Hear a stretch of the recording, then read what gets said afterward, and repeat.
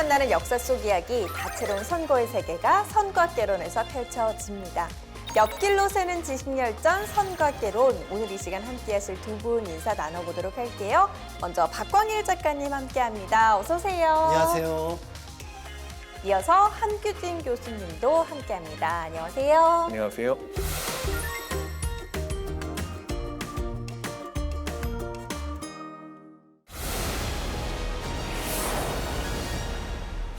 자, 이 두 분과 함께 오늘 주제에 대해서 이야기를 나눠볼 텐데요. 이 주제를 딱 드는 순간 저는 이런 생각이 들더라고요.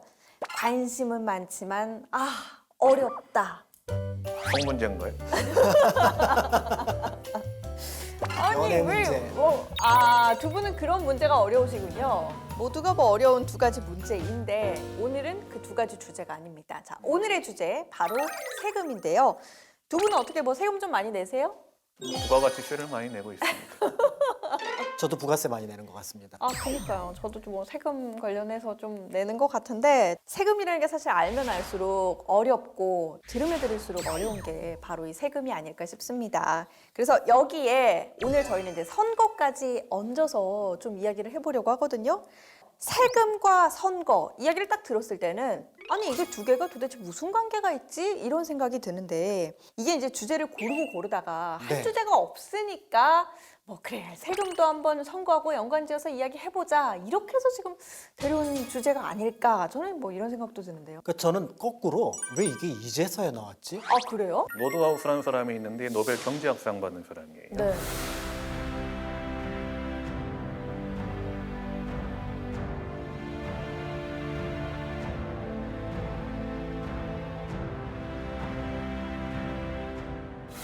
근데 이 사람이 정치 경기 순환이론이라는 거를 내놨는데 뭔가 하면 딱 보니까 정부 입장에서는 이제 선거에서 이겨야 되니까 굉장히 많이 확장을 하는 거예요. 재정을 막 나눠주고 그리고 세금도 막 깎아주고 그러는 거예요. 그렇게 해서 선거가 끝났어요. 끝나고 나니까 정부가 그만큼 돈을 많이 썼잖아요.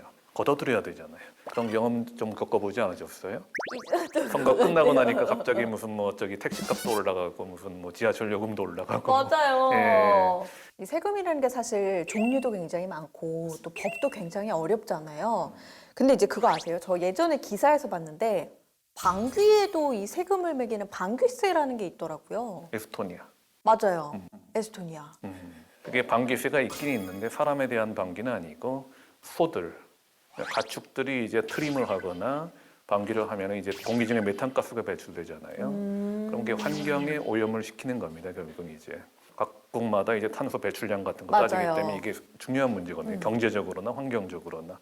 근데 보니까 에스토니아에서 만들어지는 메탄가스의 25%를 소들이 트림하거나 방귀를 뀌면서 나온다. 그러니까 거기에 대해서 세금을 물려야 되겠구나 해서 방귀세가 만들어진 겁니다. 그렇죠. 이거는 굉장히 정상적인 세금이라고 할 수가 있어요. 사실은 이제 에스토니아 말고도 덴마크도 이걸 곧 도입하겠다 이런 얘기도 있을 정도니까 네. 향후에 어떤 탄소 문제가 등장을 하는 순간 가축에 세금을 매기는 부분들은 나타날 것 같고 방귀세 같은 경우는 되게 양호한 편이에요. 기발하다, 특별하다라고 하려면은 소변에 세금을 매겨야 그래야 조금 이상하지 않을까요? 지금 제가 잘못 들은 거 아니죠? 소비세요? 맞습니다. 네, 그대로 잘 들으신 거예요. 그것도 굉장히 잘 나가던 로마에서 그것도 현자라고 손꼽히는 베스파시아누스 황제가 도입한 세금입니다. 와. 가축들은 방귀를 꼈을 때 그 가축의 세금을 매기잖아요. 이 소변세는 사람한테 매기는데 그 일을 본 사람한테 매기는 게 아니라 네. 그걸 가정하는 사람한테 세금을 매겨요. 아. 당시에 이제 양털을 가공을 할 때 그 양털에 기름기가 있는데 거기에 그 기름기를 제거할 때 암모니아가 필요하거든요. 네. 근데 사람의 소변에 그게 섞여 있잖아요. 아. 그러니까 그거를 공중 화장실을 만들어서 보통 때 같으면은 이거를 흘려 보냈을 텐데 네. 그거를 저장해서 양털 가공업자들이 오면은 그거를 매기는 겁니다. 그러니까 어쨌든 세금의 종류가 좀 복잡하게 그런 것들이 있었다라고 보시면 될 것 같습니다. 그때도 약간은 좀 꺼림칙했나 봐요. 소변에다가 이제 세금을 매긴다는 거에 네. 대해서. 그래서 베스파시아누스 황제의 황태자가 이제 티투스인데 티투스가 좀 뭐라 그랬대요. 저기 아바마마. 아무리 그래도 이게 냄새나게 무슨 화장실에 무슨 소변에다가 무슨 세금을 매깁니까? 저기 우리 황제 폐하에 좀 뭔가 떨어지지 않습니까? 그랬거든요.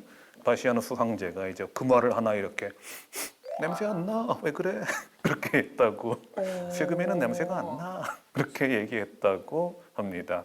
나름 개그 감각이 있었던 분 것 같아요. 당당한 로마 제국임에도 불구하고 이렇게 소변에까지 세금을 매길 정도로 군대를 유지하는 돈이 엄청나게 들었다. 이런 얘기가 되겠죠. 초대 로마 황제인 아우구스투스도 그 군대 유지를 위해 가지고 약간 요상해 보이는 세금을 매겼답니다. 뭔가 하면은 그 박지원 아나운서께서는 안 내셔도 돼요. 뭐 남자들에게만 매긴 세금이요? 아니요, 싱글스 결혼 안 한 사람한테 독신 생활을 고집하는 사람들에 대한 법 이렇게 해가지고 그런 사람들한테 1%씩 소득세를 매기는 걸로 했다고 합니다. 그러니까 이런 게 사실은 이제 전근대 국가에서는 국가의 정책하고 연결이 되는 것 같아요. 왜냐하면 인구가 늘어나면은 아무래도 좀 국력이 강해지는데 히틀러가 이 세금을 매겼었는데요. 네. 그 세금에 매겨진 이름이 독일인의 피와 명예를 지키기 위한 법률입니다. 그러니까 자신들의 혈통이 탁월한데 네. 사람들이 결혼을 하고 아이를 낳아서 네. 늘려야 된다. 아 뭐야? 그러니까 인종주의가 세금에도 반영이 됐던 거고 그 반대편에 사실 이제 집시라든지 그다음에 유대인에 대한 어떤 학살들에 대한 개념들이 이제 생성될 거를 짐작해 볼 수가 있는 거죠. 근데 그래도 미용세 뭐 이런 거 좀 너무한 것 같아요. 이거 뭐 아무데나 다 갖다 세금 붙이면 되는 거잖아요. 의자세, 신발세, 땅 밟고 있으니까 땅세. 그렇다면 되겠어요. 돈 주세요.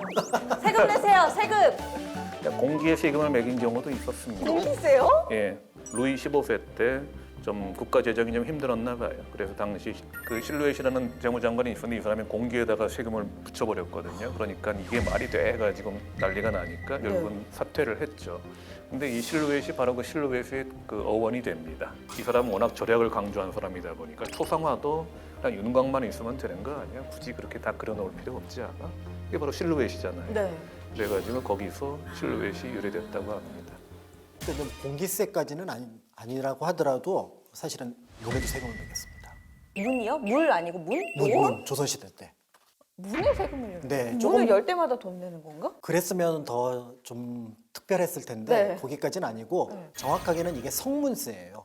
아. 성의 문을 통과할 때 세금을 내는 건데 흥선대원군이 사실은 이제 군비 확충이라는 이유로 군영에게 각각 문을 맡겼어요. 훈련도감에게는 돈이문을 맡긴다든지 이런 방식으로 해서 그렇게 해서 세금을 매겼는데 사실은 이게 군비 확충에 들어간 게 아니라 경복궁 중건에 들어갔던 거죠. 그러니까 결국은 당시 사람들이 그 전까지 내지 않던 세금인데 갑자기 생겼고 그게 결국은 왕의 궁궐을 짓는 데 들어간다고 하니까 굉장히 반발이 많아서 실제로는 한 7년 정도 지나서 이 세금이 없어지긴 했지만 그렇지만 당대에 굉장히 불만을 많이 그렇겠네요. 불러일으켰던 그런 세금이라고 볼 수가 있습니다.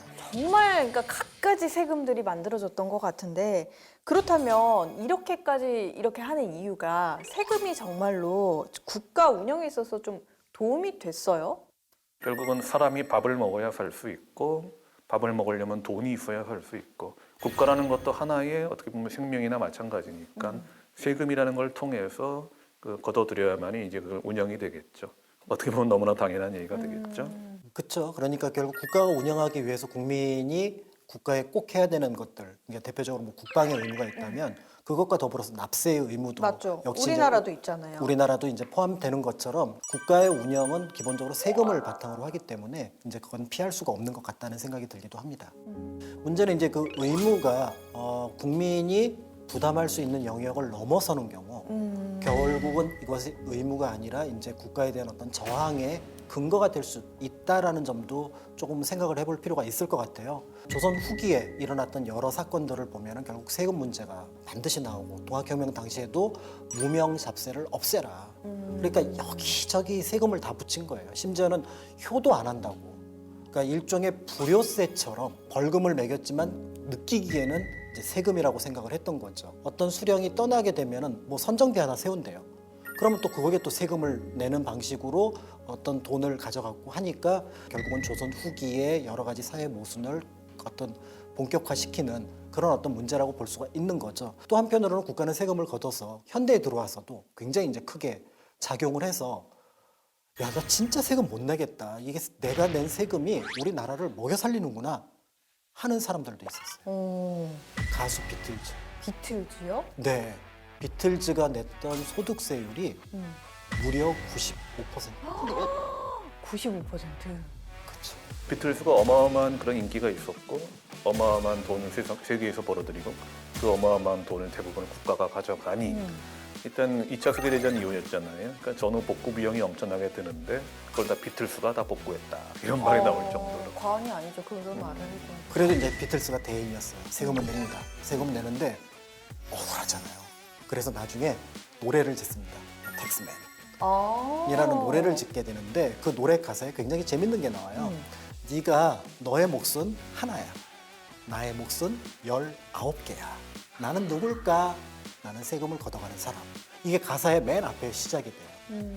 그러니까 아까 이제 95%라는 세율을 가지고 네가 20개를 벌었지만 네 몫은 하나뿐인 거고 내가 가져갈 게 19개니까 네가 걸을 때도 네가 숨을 쉴 때도 네가 앉을 때도 나는 세금을 거둘 거야. 걱정하지 마. 세금을 아무도 안 낸다면 국가가 망하겠죠. 그러니까 그렇죠. 나에겐 내야 되는데 이게 너무 지나친 게 문제가 된단 말이죠. 그래서 너무 지나치게 세금을 묵이면 그것이 정권이라든가 국가의 전복 요인이 되기도 했습니다. 그래서 로제타 돌이라고 들어보셨나요? 로제타 석. 아니요. 로제타 석이 그렇죠. 이집트에서 발견된 돌. 그렇죠. 이집트에서 발견돼가지고 나폴레옹의 군대가 돌을 발견하고 그 돌에 보니까 이제 고대 이집트어가 두 가지로 써 있고 그 다음엔 그리스어가 써 있더라. 그때까지는 이집트어를 몰랐거든요. 그러니까 그걸 샹폴리옹이라는 학자가 우리가 해독할 수 있었던 그리스어가 적혀 있으니까 이걸 가지고 비교해 보면 되겠구나 해서 열심히 연구한 끝에 이집트어를 해독하게 되죠. 근데 그 내용이 뭔가 하면은 그 로제타 석이 세워질 때에 세금을 많이 거둔 거예요. 그러니까 폭동이 일어난 거죠. 그냥 이놈의 나라를 그냥 갈아엎겠다 그러면서. 그래가지고 너무 혼이 난 나머지 진압하려다가 안 되니까 앞으로 이런 세금은 절대로 매기지 않겠다 약속한다 해가지고 그 내용을 적어놓은 거죠. 그렇게 상당히 고고학적으로 중요했던 발견도 세금하고 연관이 있었다 그런 것이고 근데 와서도 결국은 이제 보스턴 차 사건에서 나오는 것처럼 그 미국 독립혁명도 그리고 프랑스 대혁명도 많은 경우에 있어가지고 정부가 전복되고 국가가 이제 바뀌는 것이 지나친 세금에 대한 저항, 민중의 저항 때문에 일어났다 이렇게 볼 수가 있죠. 그 와중에 영국의 찰스 1세, 프랑스의 루이 16세가 이제 참수형을 당하기도 했고요. 결국에는 이 조세가 국가의 명운을 좌우했다. 뭐 이렇게 해석을 할 수도 있겠네요. 지나친 과세, 조세는 결국은 이제 백성들의 저항을 불러일으키고 결국 거기에 이제 또 어떤 의미에서 보면 정치, 선거가 영향을 받게 되는 거죠. 그 어떻게 보면 여기서 민주주의도 연결이 되게 됩니다. 우리의 주제인 민주주의와 선거 문제도 연결이 되는데 마그나 카르타라고 있죠. 이제 대헌장이라고 보통 번역이 되는 그게 어떻게 나왔는가 하면은 당시 이제 영국에 존 왕이라고 있었어요. 존 실지 왕이라고도 합니다. 그러니까 땅을 많이 잃어버렸다 실지. 왜 실지를 했는가 하면은 프랑스하고 전쟁을 했는데 전통적으로 이제 프랑스 북부에 영국의 영토가 있었거든요. 근데 여기서 다 잃어버립니다. 내가 실지 회복을 해야겠구나 해가지고 세금을 더 많이 걷어요. 귀족들이 들고 일어납니다.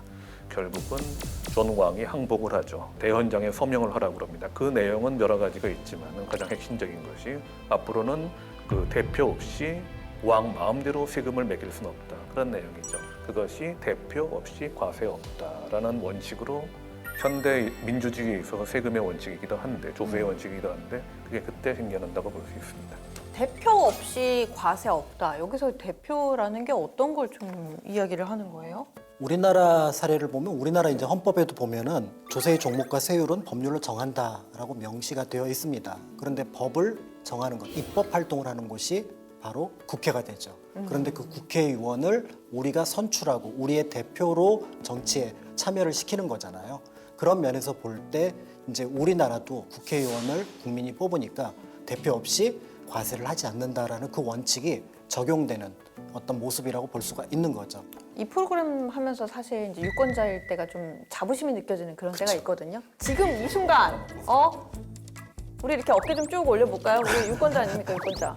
대표 없이 과세 없다. 존 왕이 정말로 큰 일을 하셨네요. 어떤 의미는 더 큰 일을 하는 셈이 있는데 네. 좀 시대를 또 이렇게 쭉 내려가가지고 이제 미국 독립혁명 일어나잖아요. 그것도 연관이 됩니다. 영국이 또 프랑스하고 전쟁을 해요. 이번엔 세계 패권을 두고 7년 전쟁 내지는 프렌치 인디언 전쟁을 벌입니다. 그래서 거기서 이겨가지고 프랑스를 패권을 장악을 하는 것까지는 좋았는데 돈이 너무 들어갔죠. 그러니까 이 돈을 어디서 충당해야 되냐 해가지고 공리 끝에 북아메리카의 식민지에서 세금을 좀 더 걷기로 합니다. 근데 북아메리카 사람들이 굉장히 화가 난 거예요. 세금을 정할 때 왜 너희가 일방적으로 하냐? 우리는 너희에다가 대표를 파견하지 않지 않았냐? 식민지 대표가 가가지고 함께 논의했으면 모르겠지만 그러지 않은 이상은 이건 무효다. 왜냐하면 대표 없이 과세 없기 때문에 우리가 동의하지 않은 세금을 낼 의무가 없다. 해가지고 들고 일어난 거죠. 그게 바로 독립전쟁이 되는 것이고 그 대표 없이 과세 없다는 원칙은 나중에 미국 독립선언에도 기록이 되게 됩니다. 의원 선출로 세금을 정하기도 하지만 세금이 사실상 선출에도 또 영향을 주기도 했었을 것 같거든요. 그래서 현대 민주주의 사회에서도 왜 이 선거를 통해서 좀 민심을 표출할 수가 있잖아요. 그래서 세금이 선거에도 영향을 줄 수 있는 그런 요인이 될 수 있겠죠? 당연하죠. 영국의 철의 여인 하면 떠오르는 인물이 있죠. 마가렛 대처 수상. 그런데 이 대처 수상이 처음에 이제 정권을 잡게 되는 계기 가운데 하나가 바로 뭐냐면 감세였어요. 감세. 근데 이제 감세를 한다라는 거는 국가에서 쓰는 돈을 줄인다라는 거잖아요. 네. 그러면은 거꾸로 복지 정책을 줄여야 되는 부분들이 있었던 거죠. 문제는 이제 쭉 진행을 하는 과정 속에서 지방 재정이 약해진 거예요. 근데 이제 그 지방 재정을 강화시키기 위해서 당시 사람 한 명 한 명에게 세금을 매기는 보통 이제 인두세라는 표현을 쓰는데 그 세금을 매기게 되니까 거꾸로 이제 역풍이 불어왔던 거죠. 그 전에는 감세로 당신들이 정권을 잡았는데 오히려 지방세에서 세금을 늘린다고 하니까 거기에 대해서 이제 반발이 일어났다라고 볼 수가 있는 거고 실제로 이제 일본 같은 경우도 계속 집권을 하고 있는 자민당 같은 경우 선거에 가끔 지는 경우가 있는데 이거를 이제 올리는 순간 자민당이 선거에서 지는 경우가 있고 캐나다에서도 뭐 역시 멀러니 총리 같은 경우가 세금 문제, 부가세 문제로 결국은 이제 정권을 잃는 경우도 있었기 때문에 대표 없이 과세 없다라는 어떤 재정의 문제를 넘어서서 정치 현안으로서 굉장히 중요한 문제로 다가왔다라고 볼 수가 있습니다. 우리나라에도 그런 경우가 있었습니다. 1979년에 부가가치세가 처음으로 도입이 됩니다. 당시 이제 박정희 정권이었었죠. 그때는 굉장히 이상한 세금인 거예요. 갑자기 물건값이 뛰잖아요, 그만큼. 부가가치세를 붙인 것만큼 100원 하던 게 120원 되고 1,000원 하던 게 1,100원 되고 그러니까 물가가 이렇게 시장 가격으로 올라간 게 아니라 갑자기 세금을 붙여서 그런 거니까 굉장히 기분이 나쁘죠. 거기다가 생각해 보면 이거는 악세다. 왜 그러냐?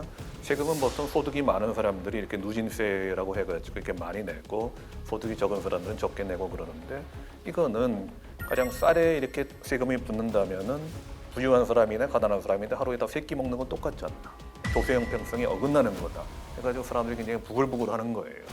이것만이 원인은 아니겠지만 당시 부마 항쟁이라고 불리는 정권에 대한 그 민주화 운동에 상당히 큰 도화선이 되었다. 이 부가가치세 만든 것이 정권이 바뀌는 그런 결과가 되었다. 이렇게 볼 수가 있죠. 네. 자, 돌고 도는 역사 이야기, 세금과 선거의 세계를 집중해서 들어보고 있습니다. 옆길로 새는 지식열전 선거학개론 계속해서 이어집니다. 자, 그러면요. 우리나라에서는 이 세금 제도 언제부터 좀 시작이 됐을까요? 아마 나라가 있었을 때부터 세금 제도는 있었을 겁니다. 그런데 이제 구체적으로 우리나라의 세금 제도가 정비돼서 들어오는 거는 이제 중국에서도 이제 그 세금 제도가 정비되는 게 대체로 수나 당 때를 가리키는데요. 특히 이제 당에 보면 이제 조용조라고 해서 이제 토지, 그러니까 소득에 매기는 세금이 있었고 그 다음에 인두세라고 해서 사람 머리에 매기는 세금이 있습니다. 그걸 용이라고 얘기를 하고요. 그 다음에 이제 마지막으로 각 지역의 호에다가 매기는 세금이 있습니다. 이건 보통 특산물을 바치는 세금인데 공납 같은 케이스가 이런 세금이 됩니다. 공납이 대동법으로 바뀌게 되고 그 다음에 이제 용이라고 하는 사람 머리에 매겨지는 세금이 균역법으로 바뀌기도 하지만 이 세금들은 이제 계속해서 내려오면서 국가를 운영하는 기본 재정으로서 쓰이게 되었고 17세기, 18세기, 19세기 이제 굉장히 어려웠던 시절에 저항하는 것들이 다 뭐냐? 다 세금 문제예요. 우리가 내지 않던 세금을 갑자기 낸다거나 우리가 내야 될 세금보다 훨씬 더 많이 가져간다거나 이러면은 결국 이제 국가에 대해서 저항을 하는 모습들이 나타났다고 볼 수가 있습니다. 고대부터 현대까지 결국에 우리는 이제 성실한 납세 민족이었네요. 성실한 납세의 민족을 거부했던 그런 네. 때도 있었죠. 일제강점기인데요. 독립운동의 일환으로 이제 조세 거부 운동을 했습니다. 그거는 이제 임시정부, 그러니까 1919년 상하이에서 이제 성립이 되잖아요. 그 임시정부령 제1호가 국내에 있는 우리 주민들한테 이제 납세를 거부하라 배포를 합니다. 배포를 해요? 네. 배포가 있네요. 배포를 갖고 배포를 하고 배포 있게 저항하라 이렇게 된 거죠. 근데 그럴 수밖에 없는 게 임시정부지만 어쨌든 정부는 그쪽인 거예요. 이제는 정통성이 그쪽에 있는데 왜 일본 왕한테 우리가 납세를 해야 그렇죠. 됩니까? 말이 안 되는 거죠. 대표 없이 과세 없다. 그것도 있지 않습니까? 원칙이. 네. 그것 때문에 미국 독립혁명도 일어났다고 말씀을 드렸는데 미국보다 더 했어요. 우리는. 일본이 우리나라 35년 지배하면서 한 번도 자치를 인정해 준 적이 없습니다. 그러니까 우리는 대표는커녕 정치적인 영향을 행사할 수 없이 무조건 이제 세금을 내라만 낼 수밖에 없는 그런 상황에 처해 있었던 거예요. 이건 전혀 정치적으로 민주적으로 말이 안 되는 얘기죠. 그러다 보니까 저항이 이어지긴 이어졌지만 아무래도 힘들었던 모양이에요. 그래서 일본도 전쟁을 했지 않습니까? 돈이 필요하잖아요. 네. 근데 그래서 우리한테 엄청나게 뜯어갔습니다. 1939년에서 1944년 사이에 376%가 조세가 증가합니다. 그러면 이제 광복 이후에 다시 한번 이제 그 성실하게 좀 납세를 하게 되는 건가요? 광복 이후에 우리 정부가 1948년에 들어서게 되면서 자연스럽게 이제 세금 제도에 대한 정비를 하게 됩니다. 그러니까 뭐 구미의 법이라든지 이런 것들을 참고를 하게 돼서 결국 세제개혁위원회가 만들어지게 돼요. 그러면서 이제 그 전에 있었던 조금은 불합리하거나 또 이제 기존에 없었던 세금들 이런 것들을 이제 다시 정비를 하게 되는데요. 그렇게 하면서 이제 당시 국세 체계가 직접세, 그다음에 간접세에서 한 23개 정도의 항목을 가지고 이제 세금이 매겨지게 되고 세율의 이제 부담은 한 26% 정도였다고 하니까 지금하고 큰 차이는 없는 편인 것 같습니다. 그래서 이렇게 함으로써 우리가 이제 국민으로서 납세 의무를 메고 더 나아가서 이제 납세자로서의 역할을 할 수 있는 바탕이 이때 만들어졌다 이렇게 볼 수가 있는 거죠. 저는 이제 오늘 쭉 이야기를 듣다 보니까 저만의 한 줄평 한마디를 할 수 있을 것 같아요. 세금은 금이다. 정말 귀하고 정말 빛나는 것. 그렇게 좀 한 줄평을 해볼 수 있을 것 같은데 자, 두 분의 그럼 한 줄평도 이어서 들어보도록 할게요. 세금은 금이다 해주셨으니까 네. 사실 제가 하려는 거였는데 아, 그래요? 먼저 하셨으니까 저는 세금은 피다. 세금은 피다. 혈세라는 말이 있지 않습니까? 네. 본인들이 흘린 피를 걷어 쓰는 것처럼 상당히 신중하고 조심스럽게 써야 된다. 하지만 동시에 피는 이제 우리 몸을 계속 돌면서 이렇게 우리 생명을 유지시키는 역할을 하잖아요. 그런 것처럼 국가라는 하나의 생명체가 유지되려면 또 세금이 있어서 계속해서 피의 역할을 해줘야 된다. 그런 의미에서도 세금은 피다. 의미가 있네요. 저는 이제 세금에 대해서 세금이 어디에 쓰이는지 세세하게 보자. 세세한 세금. 왜냐하면 이제 저희가 세금을 덜 내거나 아니면 적절하게 내는 것에 관심을 갖지만 사실은 세금이 어디에 쓰이는지 보면은 더 좋을 것 같다는 생각이 들거든요. 그러니까 그렇게 하다 보면은 자연스럽게 세금에 대한 이해도 높아지면서 때에 따라서는 뭐 더 내도 상관없을 것 같고 때에 따라서는 이 세금은 좀 덜 줄여서 다른 데다 쓰면 좋겠다 이런 생각들을 할 수 있지 않을까 이런 생각이 들어서 세세하게 어디 쓰는지 살펴보자. 세금은. 네, 이렇게 또 한 줄평 정리를 해보도록 하겠습니다. 자, 이제 오늘의 선각 인물 꼽아보도록 할게요. 오늘 어떤 분을 좀 소개를 해주실까요? 저는 딱 그렇게 말할 수는 없긴 하지만은 자기 생명을 걸고 세제 개혁을 해서 현대 정치인을 하나 소개할까 합니다. 네.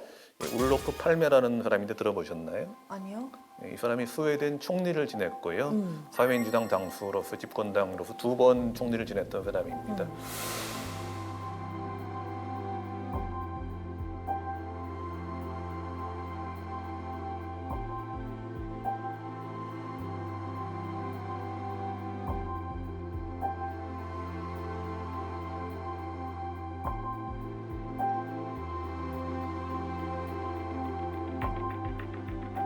스웨덴 같으면 세금하고 관련해 가지고 어떤 생각이 드시나요? 복지국가. 세금을 굉장히 많이 많이 내는 내겠죠. 국가. 예. 세율이 한 50%가 넘어가죠. 우리가 1,000만 원을 벌면 500만 원 이상을 세금으로 내야 돼요. 하지만 그게 별로 아깝지가 않아요. 왜냐하면 복지로 많이 돌아온다는 걸 알고 있기 때문에 그런 거죠. 그러니까 그렇게 하려면 국가가 상당히 투명하고 우리의 혈세를 세세하게 잘 쓰는 믿음이 있어야 되겠죠. 근데 이것도 쉽게 이루어진 건 아니었습니다. 복지고 뭐고 상관없이 세금 안 내고 싶다, 줄여달라 그런 쪽이지 일반적으로 세금을 많이 낼 테니까 많이 돌려다오 이런 사람은 거의 없었거든요. 그래서 사회적 합의도 여러 가지 있었습니다만은 정치적 리더십도 작용을 했는데 거기 중심이 됐던 사람이 이제 울로프 팔메였던 거죠. 그래서 이 사람은 의료보험부터 개혁하고 자기가 집권을 하면서 대학 등록금을 전면 무료화합니다. 그 외에도 굉장히 돈 들어가는 걸 많이 해요. 그래서 국민한테 복지를 나눠주는데 그리고 그 돈은 어디서 메고느냐? 세금을 올려야 되지 않습니까? 그런데 이제 세금을 올리니까 저항이 굉장히 심하죠. 그만큼 많이 돌려준다. 그런 거 필요 없다. 세금을 누구 마음대로 올리느냐 해가지고 한 번 실각했다가 다시 집권하기도 하는데 결국은 나중에 이제 1986년에 저격당해서 암살당합니다. 아이고. 그 아직까지도 못 찾았다 그러더라고요. 세금을 올리는 상당히 욕을 먹기 쉬운 정책을 밀어붙였다가 근데 그것은 그 나라가 새롭게 발전하기 위해 필요한 과정이 아니었는가. 그래서 선거학 인물을 한번 뽑아봤습니다. 네. 네, 제가 말씀드릴 선거학 인물도 사실은 세금 제도에 목숨을 걸었던 인물입니다. 우리나라 분인데요. 김육이라고 하는 분이에요. 네. 그래서 지금도 김육 선생을 기리는 비석이 굉장히 크게 남아 있는데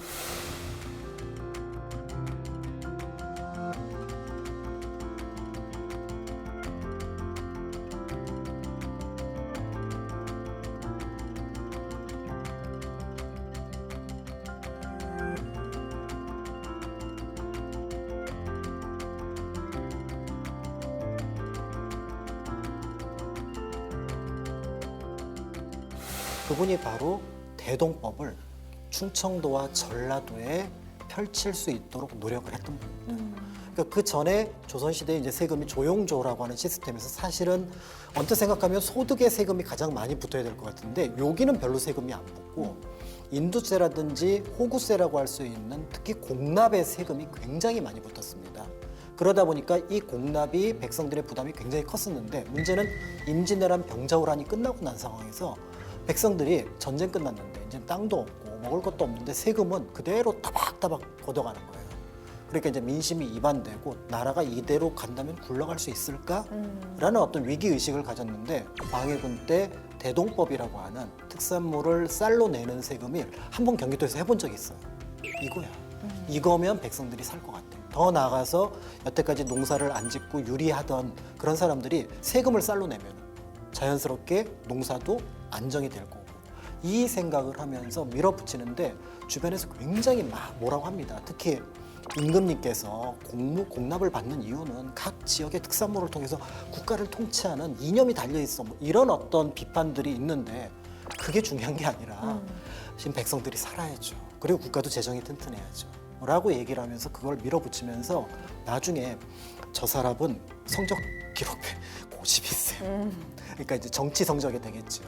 그렇게 평가를 받으면서도 그거를 통과를 시키고요. 더불어서 이것만 갖고는 안 된다.